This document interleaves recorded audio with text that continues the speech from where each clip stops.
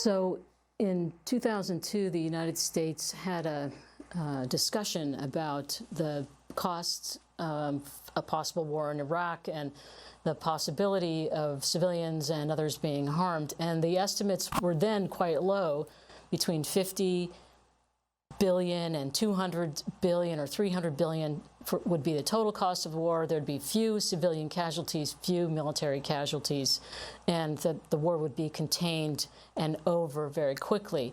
And what has happened over the last 20 years is that thousands of U.S. service members were killed, about 5,000 U.S. service members and many contractors.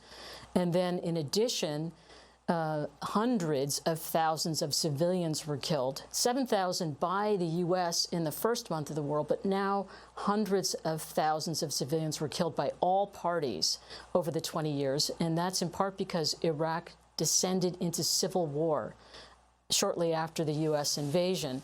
And then in addition, many millions of people were displaced. Millions of people are still displaced internally and also as refugees in the region. Now, in Syria, when the U.S. intervened in 2014 into an ongoing Syrian civil war, many more people were displaced, many more people were injured by bombs.